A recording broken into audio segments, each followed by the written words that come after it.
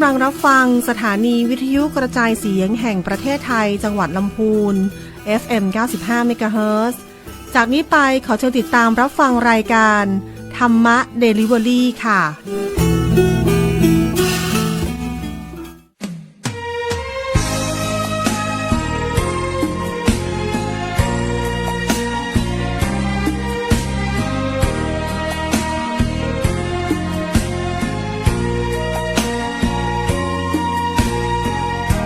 อย่าลืมทำบุญนะคุณผู้ฟังอาทิตย์ละครั้งฟังธรรมไหว้พระสักหนแม้ใครเขาวันเสาร์อาทิตย์วุ่นวนหยุดงานเรานั้นฝึกตนสืบค้นตามรอยความดีสุดแสนโชคดีที่เราเป็นไทยเมืองพุทธสืบสายชำระจิตใจแต่งสีทุกจางหายเพราะได้พระมาช่วยชี้ทำบุญหนุนใจไฟดีนี่แหละยอดมนต์คลั่งนางประนมน้อมก้มวันทาสวยงามสง่าสมเป็นชาวพุทธดีจังขอพรไตรรัตน์ช่วยปัดเป่าทุกข์เพิ่มหวังน้ำใจคนไทยไหลหลั่งเปรียบดังน้ำมนต์รดมาอย่าลืมทำบุญนะคุณผู้ฟังเจอกันอีกครั้งมีบุญให้โมทนาขออย่าหนีเร่อร้างห่างไกลวัดว่าอย่าลืมเมื่อใจโรยราเรามาทำบุญหนุนใจ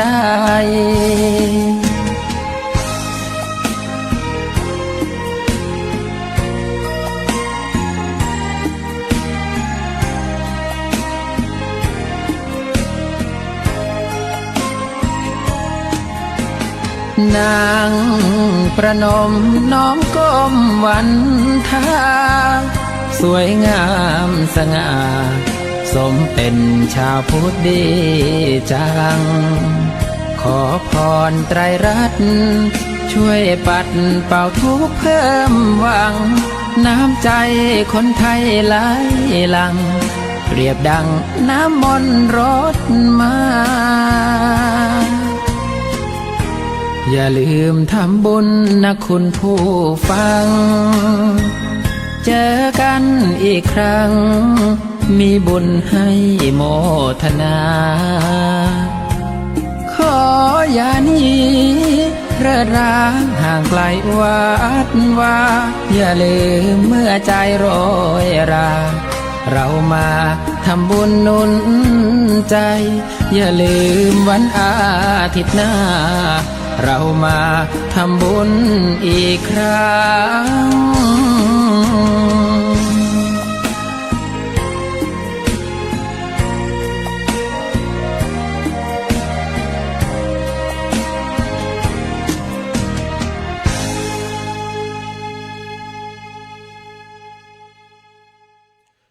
การเวลาผ่านไปไวดังฝันวนเวียนวันเดือนปีมีนิสินร้อนผ่านหนาวเข้ามาเป็นอาจินแม้ทวินก็ไม่ทวนหวนกลับคืนการเวลาหมุนไปคล้ายชีวิตตามลิขิตเรื่อยไหลไม่อาจฝืนมีเกิดแก่เจ็บตายไม่ยั่งยืนสุดจะขืนขัดไว้ให้นิรันดร์การเวลาหมุนเรื่อยไปไม่ซับซ้อนที่ยอกย้อนยุ่งยากมากบากบั่น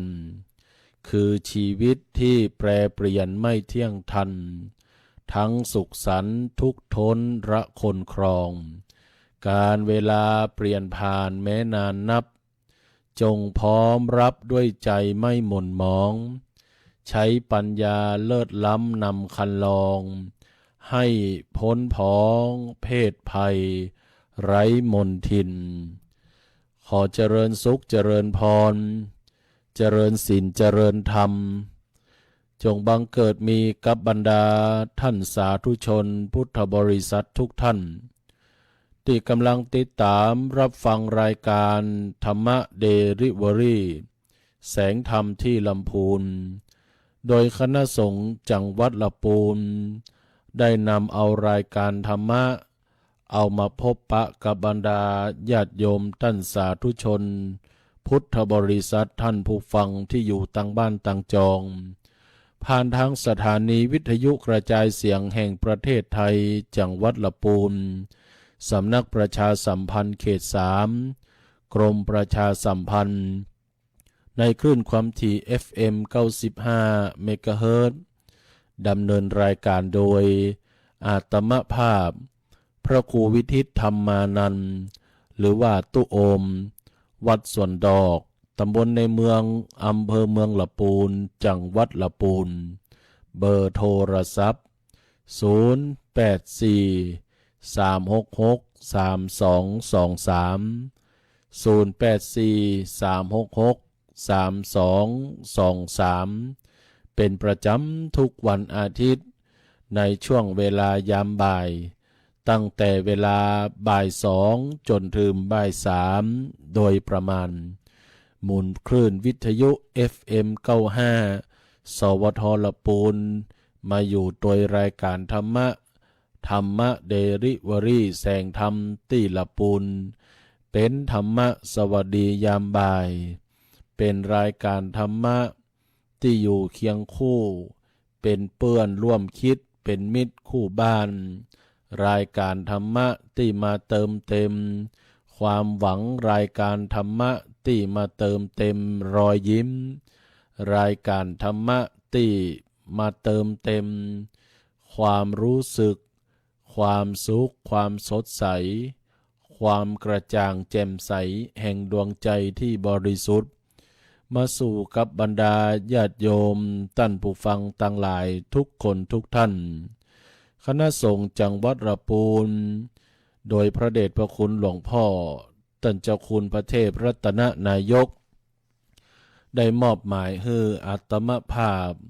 พระครูวิทิตธรรมานันท์หรือว่าตุโอมวัดสวนดอกได้มีโอกาสในความร่วมไม้ร่วมมือจากทางสวทลำพูน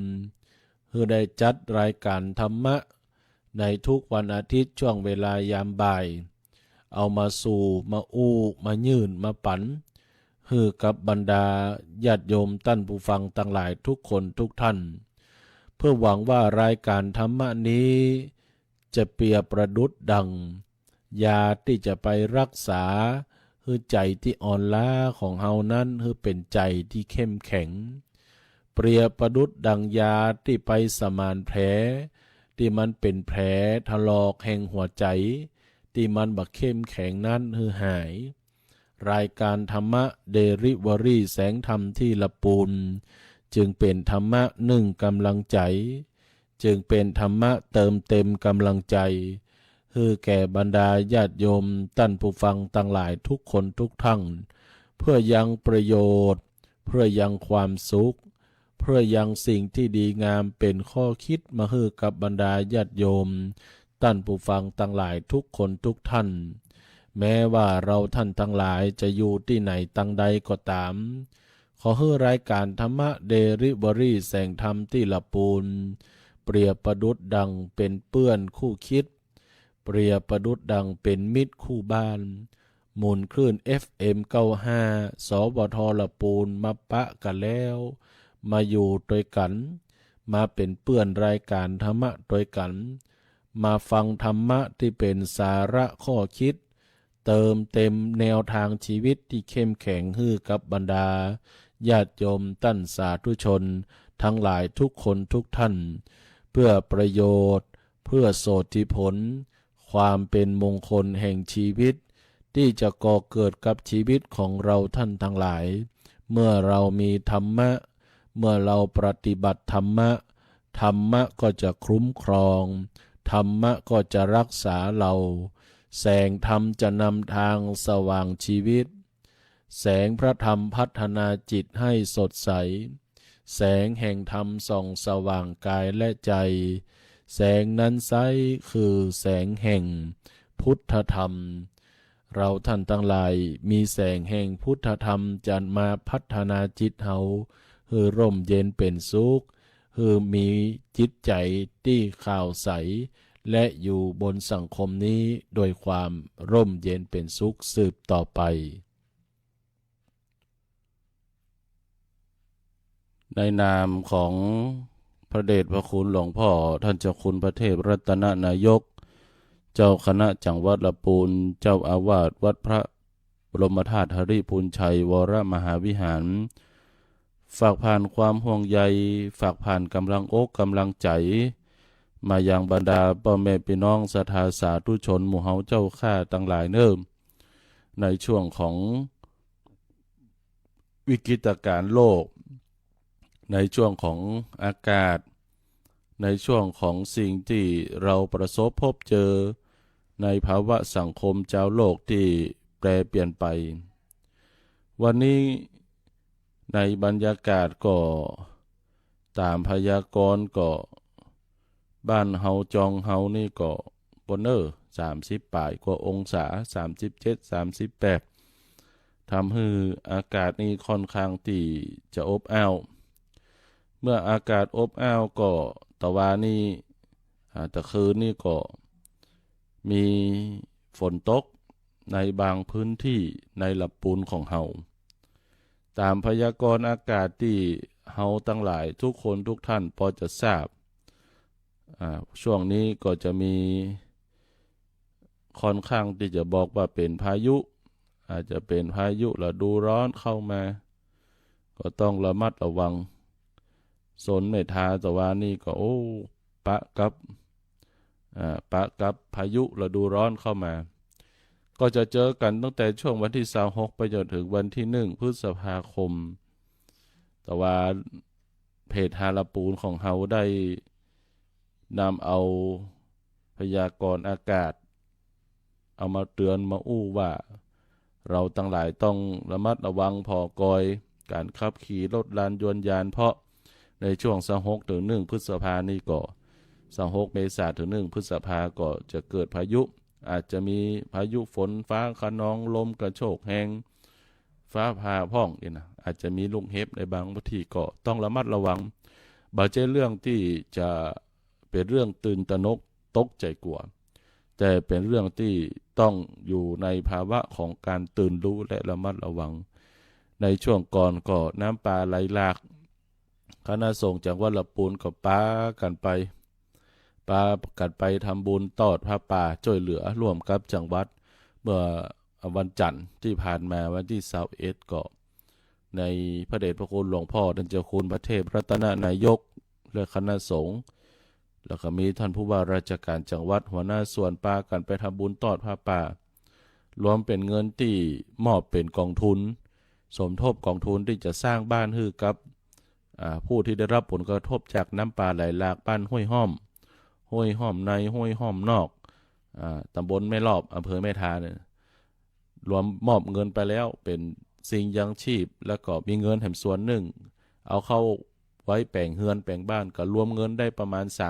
348,000 กว่าบาทก็ต้องเอามาประกาศให้บรรดาหมู่เฮาต่างๆหลายได้อนุโมทนาร่วมด้วยกันเป็นบุญเป็นกุศลก็คณะสงฆ์ทั่วจังหวัดลำพูนผู้ว่าราชการสนามกอล์ฟกัดซันปากันช่วยกันคนละไม้คนละมือเป็นกำลังอกกำลังใจอันนี้เป็นเรื่องที่ผ่านมาแต่เรื่องที่อย่างก็ตามที่มันเกิดขึ้นอย่าเพิ่งตื่นตระหนกตกใจกว่าแต่ต้องตื่นรู้นั่นก็หมายถึงว่าให้รับรู้คือป้องกันคือดูแลคือพอกอยดังธรรมภาพจะอยู่ตลอดเวลาว่ารักษาตนให้พ้นจากทุกภัยทั้งหมดทั้งสิ้นเถิดเนี่ยต้องรักษาดูแลตัวเก่าพอกอยตัวเก่าพอกลพอตัวเองแล้วเฮาพอตัวเก่าเวลาขึ้นเครื่องบินเนี่ยเวลาขึ้นเครื่องบินขึ้นรถเพิ่นก็จะบอกคาดเข็มขัดดูแลต้องพอตัวเก่าก่อนที่ไปโผล่คอคนรอบข้างแม้แต่จะเอาลูกเอาเต้าไปเนี่ย ต้องดูแลตัวเก่าก่อนที่จะไปดูแลคนรอบข้างถ้าตัวเก่าเราบ่สามารถดูแลได้เราจะบ่สามารถดูแลคนรอบข้างเขาได้นั้นจงรักษาตัวเก่าก่อนรักษาตนให้พ้นจากทุกภัยทั้งหมดทั้งสิ้นเถิดนั่นก็ต้องเป็นขวัญและกำลังใจให้กับบรรดาพ่อแม่พี่น้องญาติโยมหมู่เฮาท่านทั้งหลายอย่าย่อท้อต่ออุปสรรคปัญหาอย่ากึดน้อยเนื้อต่ำใจให้กึดว่าทุกสิ่งทุกอย่างเป็นไปตามโลกทุกสิ่งทุกอย่างแม้เขาจะอยู่คนเดียวในบ้านให้กึดว่าเขามีธรรมะเป็นเพื่อนคู่คิดเป็นมิตรคู่บ้านมีคณะสงฆ์ที่คอยดูแลอยู่ตั้งหลังมีหัวหน้าส่วนราชการมีส่วนราชการปกกล้าประชาชนเอกชนที่คอยช่วยเหลือหากเขามีความทุกข์ยามใดเขามีความสุขเขาก็พร้อมที่จะไปช่วยเหลือคนที่เป็นทุกข์กับเขาเพราะนั้นขอให้บรรดาหมู่เฮาท่านทั้งหลายทุกคนทุกท่านมีกำลังอกกำลังใจที่จะฝ่าฟันต่อสู้อุปสรรคปัญหานานาประการนี้ไปพร้อมเดียวกันได้สำหรับในช่วงของคำคมธรรมะวาทะประจำวันในวันนี้ก็จักได้นำเอาข้อคิดธรรมะสารคติแห่งข้อคิดต่างๆที่จักนำไปใช้ในชีวิตประจำวันของบรรดาหมู่เฮาเจ้าข้าญาติโยมท่านผู้ฟังทั้งหลายวันนี้ก็จะเสนอธรรมะที่เกี่ยวข้องกับความงดงามหลายท่านอาจจะมีข้อสงสัยว่ามันจะไปงดงามได้จะได้ธรรมะหรือว่าจะไปเสริมสร้างความงดงามได้จะได้นะความงดงามหรือความสง่างามของคนเฮานี้มันก็มีหลากหลายรูปแบบอย่างอาทิเช่นบทประพันธ์บทกลเบื้องต้นของหลวงพ่อพุทธทาสว่าอันเป็นมนุษย์เป็นได้เพราะใจสูงเหมือนหนึ่งยุงมีดีที่แววขนถ้าใจต่ำเป็นได้แต่เพียงคนย่อมเสียทีที่ตนได้เกิดมาเปิ้นก็เปรียบเทียบว่านกยุงงามเพราะขนหรือว่าคนก็งดงามเพราะการแต่งทีนี้คำเหล่านี้เป็นคำที่สร้างเสริมให้มนุษย์เฮารู้จักความงดงามของตัวเก่าหรือคุณลักษณะที่มันมีความงามของแต่ละอย่างคุณลักษณะที่มีความงดงามเฉพาะตัวความสง่างามเฉพาะตัวความดีงามเฉพาะตัวแต่สิ่งที่จะมาเป็นพลังเสริมสร้างให้เกิดความงดงามให้เกิดความดีงามที่แตกต่างกันไปแล้วนั่นก็เป็นไปว่าอาทิเช่นเปิ้นกล่าวไว้ว่าช้างจะสง่างามเพราะงาศาสดาสง่างามเพราะบริวารพ่อแม่สง่างามเพราะลูกหลานครูอาจารย์สง่างามเพราะศิษย์บัณฑิตสง่างามเพราะคุณธรรมผู้นำสง่างามเพราะซื่อสัตย์สุจริตบรรพชิตนักบวชสง่างามเพราะสงบคำเหล่านี้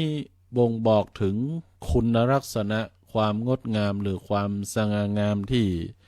แตกต่างกันไปอย่างประการเบื้องต้นนี่ท่านได้กล่าวไว้ว่าช้างสง่างามเพราะงาญาติโยมท่านผู้ฟังทั้งหลายคำว่าช้างเนี่ยความงดงามของช้างหรือความสง่างามของช้างเป็นพาหนะถ้าเป็นเทพนี่ก็อย่างช้างของพญาอินทร์ช้างของพญาอินทร์ก็มีความสง่างามคชสารหรือพญาคชสารที่เจ้าฟ้าเจ้าแผ่นดินเจ้าจักรพรรดิเวลาจะออกศึกสงครามเปิ้นก็จะมีไปกล้องช้างต้นช้างคู่บารมีแต่ละพระองค์ของพระมหากษัตริย์ตั้งแต่อดีตมาจนถึงปัจจุบัน ก็จะต้องมีจ้างคู่พระบารมีทีนี้ความสง่างามของจ้างตั้งแต่จ้างศึกหรือจ้างคู่บารมีนี่ก็จะมีการพอลักษณะของจ้าง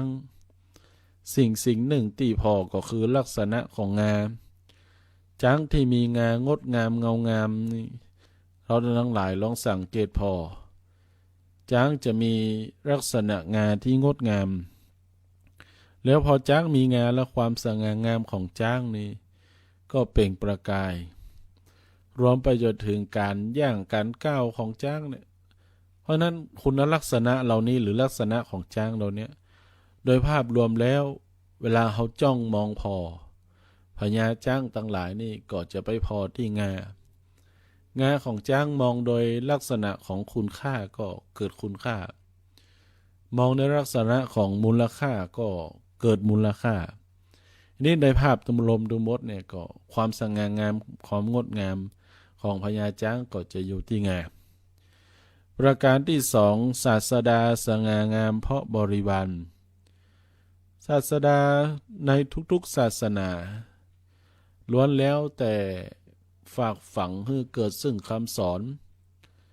และก็มีสาวกคำว่าสาวกอย่างอาทิเช่นว่าศาสดาในศาสนาคริสต์ก็มีสาวก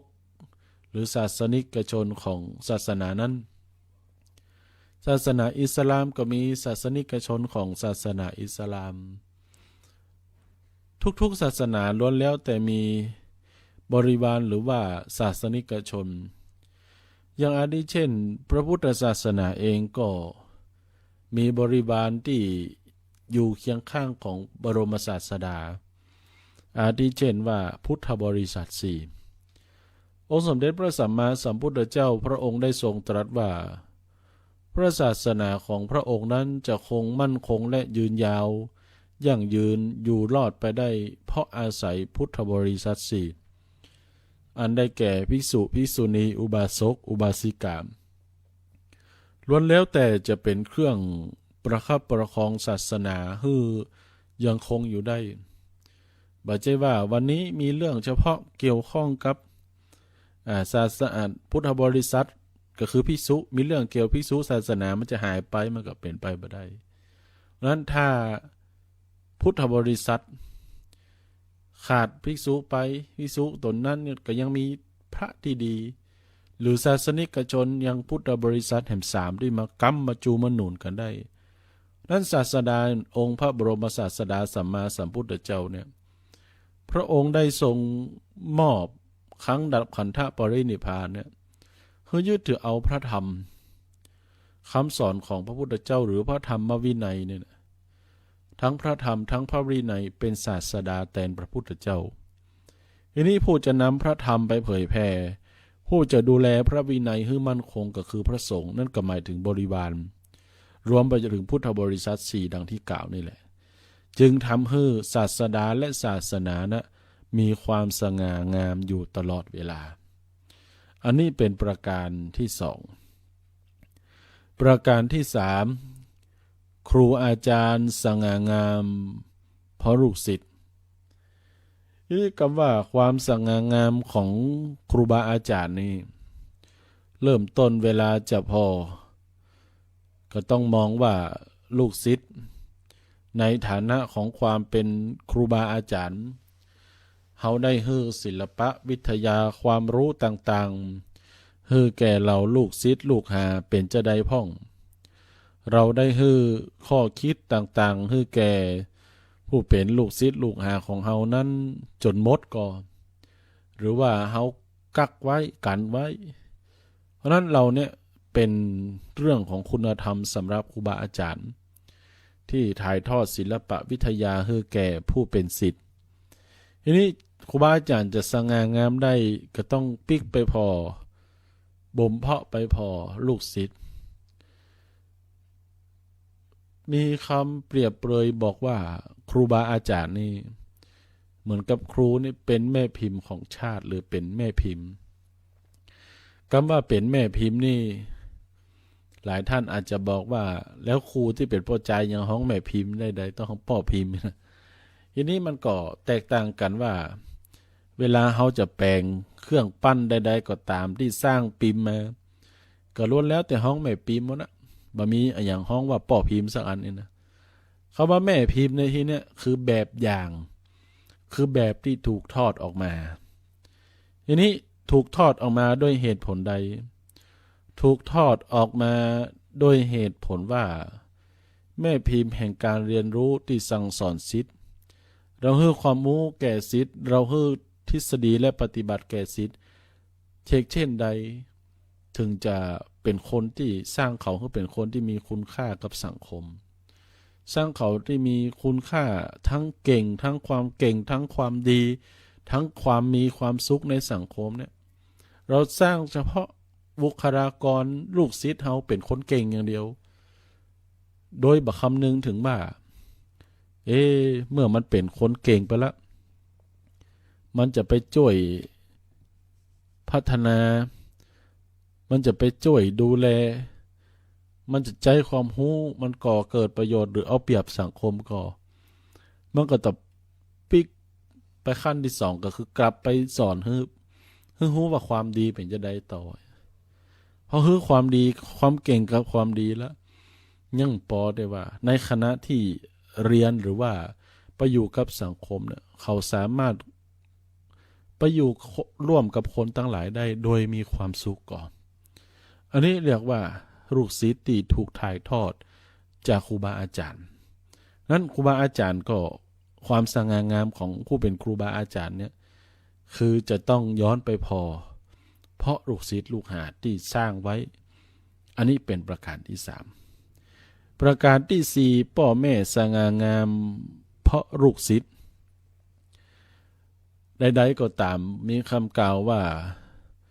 การจะปลูกฝังเยาวชนต้องเริ่มที่พ่อก่อที่แม่แก้ไขที่ลูกปลูกฝังที่ครูบาอาจารย์ลูกเป็นมรดกของพ่อแม่อย่างหนึ่งคือใดๆก็ต้องเปิ่งปะอาศัยความเป็นพ่อเป็นแม่เปรียบประดุจดังผู้เป็นครูคนแรกของลูกของเต้านะพ่อแม่เปรียบประดุจดังครูคนแรกเพราะเหตุผลว่าแบบอย่างที่ลูกถ่ายทอดมองหันภายในครอบครัวเป็นเบื้องต้นลูกที่มีความโกรธความขี้โคตรขี้บิ่งเพราะหันพ่อแม่เป็นแบบอย่างลูกที่มีความดีความงามเป็นคนใจเย็นเป็นคนอดออมเป็นคนอดกลั้นเป็นคนมีวิริยะความเพียรเพราะหันพ่อหันแม่เป็นคนเช่นนั้นเพราะนั้นเฮามักจะหันว่าความจดจำของละอ่อนอาทิเช่นละอ่อนในวัยน้อยๆกำลังเดินนี่นะถ้าเอาหันผ้าตกแล้วเอาตีนไปเคลียร์เดี๋ยวละอ่อนก็เนี่ยตามลูกหลานเขาก็เนี่ยตยเพราะนั้นความสง่างามของคนเป็นพ่อเป็นแม่คือการให้สิ่งที่เป็นสาระความดีพื้นฐานให้แก่ลูกทั้งหมดเป็นแบบอย่างให้แก่ลูกทั้งหมดสอนลูกจะไปเป็นขี้โคลนขี้โคตรขี้เกียจขี้จมแต่เวลาลูกเลิกของเรียนไปแม่โคตรแม่แจ้งป่อนะสอนลูกจะเป็นคนขี้เมาแต่ลูกอยู่ในบ้านหันป่อเมาเข้าบ้านมากุวันเนี่ยมันก็จะกลายเป็นแบบอย่างเพราะนั้นพ่อแม่จะมองความสง่างามของพ่อผู้เป็นพ่อเป็นแม่ได้จะต้องหันลูกหันหลานพ่อลูกพ่อหลานที่เขาปลูกฝังไว้ช่วยส่งเสริมความสง่างามของพ่อของแม่อันนี้เป็นประการที่สี่ประการที่ห้าบัณฑิตสง่างามเพราะมีคุณธรรมคำว่าบัณฑิตเนี่ยหรือผู้รู้เนี่ยศรัทธาญาติโยมท่านผู้ฟังทั้งหลายไม่ได้หมายถึงคนที่เรียนจบสูงบางครั้งก็คำว่าบัณฑิตอาจจะบอกว่าผู้ที่จบในระดับปริญญาตรีเรียกว่าบัณฑิตจบในระดับปริญญาโทเรียกว่ามหาบัณฑิตจบในระดับปริญญาเอกหรือด็อกเตอร์เนี่ยเรียกว่าดุษฎีบัณฑิตทีนี้คำว่าบัณฑิตนอกเหนือจากเป็นผู้มีความรู้หรือองค์ความรู้ต่างๆที่ปลูกฝังเอาไว้แล้วนั้นก็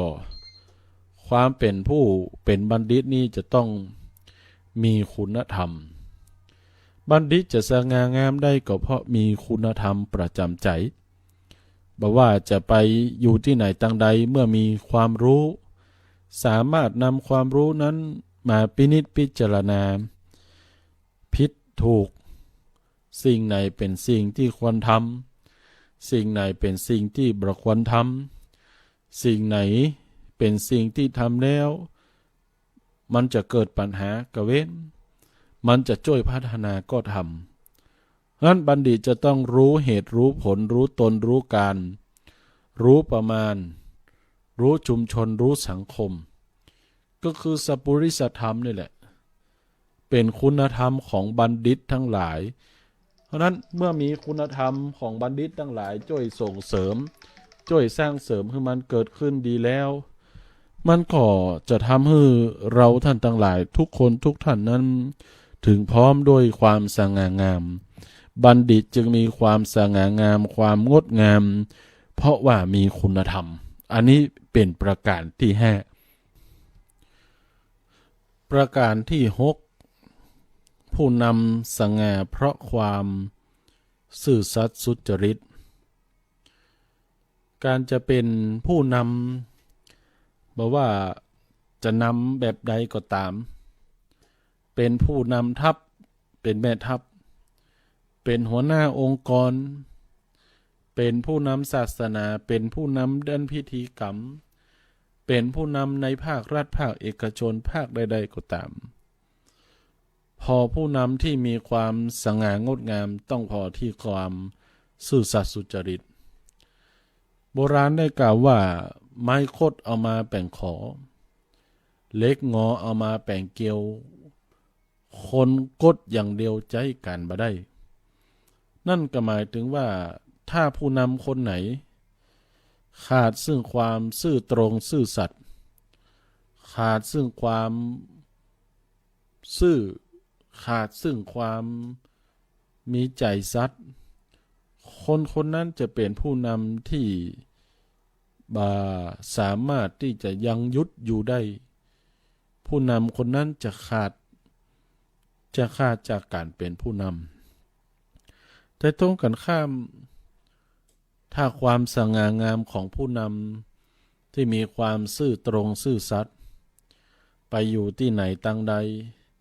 ก็เป็นที่ฮักของลูกน้องบ่มีคอร์รัปชันบ่ทำคอร์รัปชันบ่มีอคติบ่มีความรำเอียงต่อการบริหารการงานของตัวเก่าเมื่อมันบ่มีความลำเอียง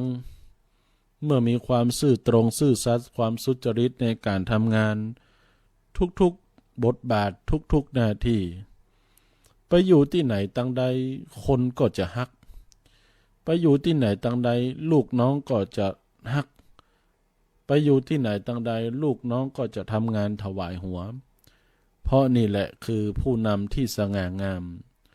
นั้นผู้นำที่จะสง่างามได้ต้องมองที่ความซื่อสัตย์สุจริตอันนี้เป็นประการที่6ประการที่7บรรพชิตนักบวชจะสง่างามเพราะความสงบบรรพชิตนักบวชจะสง่างามเพราะความสงบนักบวชหรือบรรพชิตมีคำเรียกขานว่าสมณะเป็นพระสมณะคำเรียกขานของพระพุทธเจ้าพระบรมศาสดาอย่างหนึ่งก็คือพระสมณะโคดมนั่นก็หมายถึงว่าพระโคดมหรือพระโคตมะเจ้าผู้มีความสงบสมณะแปลว่าผู้สงบทีนี้ความสงบของเราบรรพชิตเรานักบวชทั้งหลายนั้นจะต้องมีความสงบในตัวเก่านั่นก็หมายถึงว่าความสงบในตัวของนักบวชในตัวของบรรพชิตนั้นจะต้องประกอบไปด้วยสิ่งที่เป็นปกติสิ่งที่เป็นปกติของนักบวชอันได้แก่กรรมที่บอกว่าปาริสุทธิศีลคำว่าปริสุทธิศีลหรือ เปรียบประดุจดังครูบาเจ้าศรีวิจัยครั้นสมเด็จพระสังฆราชได้เรียกว่าครูบาฮู้จักศีลก็ครูบามีศีลเท่าใดนะครูบาศรีวิจัยนี่ปกติพระสงฆ์ทั้งหลายก็จะบอกทุกเจ้านี่มีศีล227ครูบาศรีวิจัยตอบว่าตนตั้นเนี่ยมีศีล4มีศีล4นั่นก็หมายถึงปริสุทธิศีล4เนี่ยอันประกอบไปด้วยความบริสุทธิ์คือศีลที่บริสุทธิ์4อย่างเนี่ย1มีความบริสุทธิ์ศีลคือเครื่องบริสุทธิ์ศีลทำเป็นเครื่องให้บริสุทธิ์สิ่งทำให้ความประพฤติบริสุทธิ์อันที่เช่นอันแรกคือปฏิโมกข์สังวรศีลครูบาศรีวิจัยบอกว่าคือสำรวมในปฏิโมกข์หรือข้อเว้นข้อห้ามเนี่ยเคร่งครัดมีความสง่างามความสงบเพราะสังวรอันที่สองอินทรีย์สังวรสำรวมระวังอินทรีย์บ่ฮื้อมีบาปบ่ฮื้อมีกรรมถูกครอบงำด้วยอารมณ์ด้วยอินทรีย์อย่าสังวรอินทรีย์ทั้ง6ประการเนี่ยอันที่สามอาชีวะบริสุทธิศีลก็คือบริสุทธิ์แห่งบ่มีละเลี้ยงตัวโดยชอบก็ด้วยการบิณฑบาตบ่ไปจุบ่ไปไล่ไผสุดท้ายปัจจัยสันนิสินก็คืออย่างพิจารณาการใจสอยปัจจัย4ปัจจัย4ของญาติโยมทั้งบ้านกับเปรียบประดุจดังอาหารเครื่องนุ่งห่มยารักษาโรคที่อยู่อาศัยนะคำว่านักบวชหรือบรรพชิตต้องมีความสงบเหมือนมีปริสุทธิศีลดูแลตัวเก่าถึงจะสง่างามถึงจะเป็นนักบวชถึงจะเป็นบรรพชิตที่มีความสง่างามนั้นความงดงามของคนทั้งหลายในสังคมโลกเนี่ยล้วนแล้วแต่มีความงามของตัวมีความงามของตนแม้แต่สัตว์ก็มีความงามของมันนกยุงมีความงามที่ขนของมันเนี่ยถ้าวันใดนกยุงมีขนความสง่างามก็มีจ้างมีความงามที่แงเนี่ยพญาจ้างมีความงามที่แงวันใดงามมีความงดงามมันก็จะจางมันก็จะหายไปดังนั้นความงดงามหรือความสง่างามมันเกิดขึ้นเพราะมีคุณลักษณะหรือคุณธรรมที่เป็นเครื่องประกอบของแต่ละคนแต่ละหน่วยแต่ละฝ่ายแต่ละท่านที่แตกต่างกันไปช้างจึงสง่างามเพราะงาศาสดาจึงสง่างามเพราะบริวารพ่อแม่จึงสง่างามเพราะลูกหลานครูบาอาจารย์จึงสง่างามเพราะลูกศิษย์บัณฑิตจึงสง่างามเพราะคุณธรรมผู้นำจึงสง่างามเพราะความซื่อสัตย์สุจริตบรรพชิตนักบวชจึงสง่างามเพราะความสงบเพราะนั้นความสง่างามงดงามเหล่านี้จะเกิดขึ้นเป็นพลังให้แก่เราทั้งหลายคนทั้งหลายได้เพราะเรามีความงดงามอยู่ในตัวของใครของมันอันนี้ฝากท่านทั้งหลายไว้เป็นข้อคิดไว้เพียงแค่นี้ตัวและก่อนที่จะนำรายการจากลาบรรดาพ่อแม่พี่น้องศรัทธาสาธุชนไปกันก่อนนี้ก็มีข่าวประชาสัมพันธ์ประกาศอู้เอิญเจิญจวนในงานของจังหวัดลำพูนของเฮาที่ใกล้เข้ามาจะถึงนี้ก็ขอเชิญร่วมงานประเพณีส่งน้ำพระบรมธาตุหริพูนชัยงานประเพณี8เพ็งประจำปี 2568 ในวันที่5ถึงวันที่11เดือนพฤษภาคม 2568 บนวิถีความเชื่อของศรัทธาที่มีในพระพุทธศาสนาที่สืบทอดกันมาอย่างยาวนานนับพันปีองค์พระบรมธาตุหริพูนชัยเป็นพระธาตุที่สำคัญของเมืองไทยเป็นหนึ่งใน8จอมเจดีย์ที่มีความงดงามมีความสำคัญของประเทศไทยพระบาทสมเด็จพระเจ้าอยู่หัวทรงพระราชทานผ้าห่มแล้วก็น้ำสงฆ์พระราชทานมาเป็นประจำทุกปีการจัดงานประเพณีส่งน้ำพระบรมธาตุหริพูนชัยในปีนี้ก็จัดขึ้นในระหว่างวันที่5ถึงวันที่11ซึ่งในกิจกรรมต่างๆภายในงานก็จะมีตั้งแต่การแสดงศิลปะวัฒนธรรมของเครือข่ายสภาวัฒนธรรมจังหวัดลำพูนมีการแข่งขันกองหลวงกองสะบัดใจดนตรีพื้นเมืองประกอบการฟ้อนและการฟ้อนเล็บก็ บวนแห่และพิธีส่งน้ำพระราชทานน้ำทิพย์ศักดิ์สิทธิ์จากทั่วทุกอำเภอการประกวดขัวตาลอันมีเนื้อหาเกี่ยวกับเรื่องราวในพุทธประวัติมหาจารย์เวสสันดรชาดกพระเจ้าสิบจาร์ซึ่งในแต่ละวันก็มีกำหนดการตั้งแต่วันที่5พฤษภาคมในช่วงเวลาบ่ายโมงก็จะมีการอัญเชิญน้ำสงฆ์พระราชทานจากเขตพื้นที่จังหวัดเชียงใหม่เข้าสู่บริเวณพระประธานหริพูนชัย 17 นาฬิกามีการเคลื่อนขบวนแห่น้ำสงฆ์พระราชทาน 18 นาฬิกา 30 นาทีเป็นพิธีเปิดงานโดยผู้ว่าราชการจังหวัดลำพูนเวลา 19 นาฬิกาก็มีการแสดงศิลปะวัฒนธรรมกำหนดการในวันที่ 6 พฤษภาคมช่วงเจ้าก็เปิดโอกาสให้พุทธศาสนิกชนร่วมทำบุญและส่งน้ำพระบรมธาตุหริพูนชัยเวลาภาคค่ำเวลา 18 นาฬิกา 30 นาทีก็มีการเจริญพุทธมนต์สมโภชอบรมสมโภชน้ำสงฆ์พระราชทานและเครื่องสักการะ 19 นาฬิกาก็มีการแสดงศิลปวัฒนธรรมท้องถิ่นจากเครือข่ายสภาวัฒนธรรมกำหนดการวันที่ 7 ก็เช็คเช่นเดียวกันเวลาโดยประมาณ 6 โมงเกิงไม่แรงก็มีการอบรมสมโภชและมีการแสดงศิลปวัฒนธรรมจากเครือข่ายวัฒนธรรมวันที่ 8 พฤษภาคมในช่วงเวลา 6 โมงแรงก็มีการอบรมสมโภชและก็เวลา 19 นาฬิกาก็มีการแข่งขันประกวดกองสะบัดใจโดยองค์การบริหารส่วนจังหวัดลำพูนวันที่ 9 ตอนเช้า 9 โมงมีพิธีฝังกลางน้ำเวลาภาคค่ำ 18 นาฬิกา 30 นาทีมีการเจริญพุทธมนต์อบรมสมโภชและหลังจากนั้นก็มีการแสดงศิลปวัฒนธรรมมีการประกวดดนตรีพื้นเมืองประกอบการฟ้อนโดยองค์การบริหารส่วนจังหวัดลำพูนกำหนดการวันที่ 10 ช่วงเช้าก็เปิดโอกาสให้ศรัทธาได้ส่งน้ำและมีพิธีเปิดการแข่งขันกองหลวงชิงแชมป์ล้านนาครั้งที่21รอบคัดเลือกที่ศาลากลางเก่าจังหวัดลำพูนภาคค่ำเวลา 18 นาฬิกา 30 นาทีก็มีการเจริญพุทธมนต์อบรมสมโภชน้ำสงฆ์และเครื่องสักการะเวลา 19 นาฬิกา 30 นาทีมีการฟ้อนเล็ดถวายเป็นพุทธบูชาแด่องค์พระบรมธาตุหริพูนชัยของคณะศรัทธาสาธุชนหน้าลานหอกังสดาลและมีการประกวดแข่งขันการฟ้อนเล็บโดยองค์การบริหารส่วนจังหวัดลำพูนกำหนดการในวันที่ 11 พฤษภาคมซึ่งเป็นวันวิสาขบูชานี้ในช่วงเช้า 7 โมง 7 นาฬิกาก็มีการทำบุญตักบาตรเวลา 9 นาฬิกา 30 นาทีมีการเคลื่อนขบวนแห่ขัวตาลจากบริเวณหน้าบ้านอินทผานิชบ้านคุณสันเทพมณีตามถนนอินทยงยศผ่านสารกลาง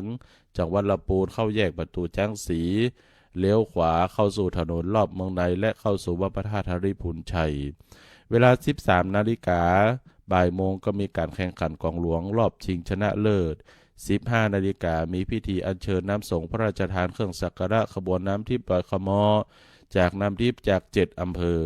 เวลา 16 นาฬิกาเคลื่อนขบวนอัญเชิญน้ำสงฆ์พระราชทาน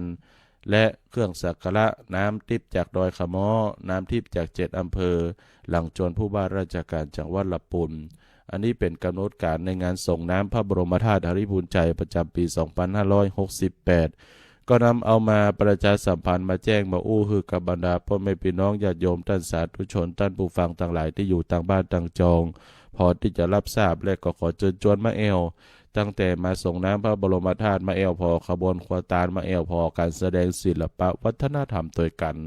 เอาละก็ฝากประชาสัมพันธ์ให้กับบรรดาหมู่เฮาท่านต่างหลายทุกคนทุกท่านตัวเดิมเอาละเวลาหมดเวลาจะขออำลาเอารายการจากบรรดาพ่อแม่พี่น้องศรัทธาหมู่เฮาเจ้าข้าไปกันให้ก่อนเอาค่อยมาปะกันใหม่ในวันอาทิตย์หน้าเด้อหมดเวลาแล้วท่านทั้งหลายเฮยเสียดายแต่เฮยเวลาบัดท่าบ่อินดูตาขออินดูหน้าจะขออำลาจากย้ายเทวบุตรรักษานิไว้จงเผยพอใกล้ทุกคนอย่าฮือข้อร้ายมาถูกตัวตนเฮยญาติโยมทุกคนอินพรหมอยู่ใกล้ขอเราเทวานาคาตำใต้รักษาภัยภัยพี่น้องภัยยะกังวลจะได้เข้าซ้อนจะเจ็บป่วยไข้โรคาเจ็บหัวปวดท้องเจ็บน่องเจ็บขาขอพองพญาไกลกาจากเจ้าให้อายุยืนยาว100 ขวบเข้าสมดังกำปอนนิสัยก่อนพรากจากกันขอจำชื่อไว้เตอะรายการธรรมะแสงธรรมโปรดจำชื่อไว้เตอะโดยองค์ไทยตาขำก้อยมาฟังธรรมหน้าก้อยมาฟังยาธรรมขี่ยาวันหน้า ยถาสปีปอดีพุทธใจยมังคละน้อมเอามาปั่นรายการธรรมะเดริเวอรี่แสงธรรมที่ละปูนที่เฮาฟังการเวลาก็ผ่านมดลงเสี่ยงลงเต้าอี้วันติดหน้าเจิญมาปะกันที่นี่เวลาปอดีบ่น้อยสูงสามพระการเจยบานจื่นจอยกล่าวเป็นคำถ้อยให้ฟังอายุวันนะพละสุขังมีแก่คนฟังเหมือนกันจุผู้มีแก่คนฟังเหมือนกันจุผู้อยู่ดีมีสุขมีโจกมีใจไร้โรคโศกภัยร่ำรวยเงินทองเหมือนกันทุกผู้นายคนเดออายุวันโนสุขังพะลัง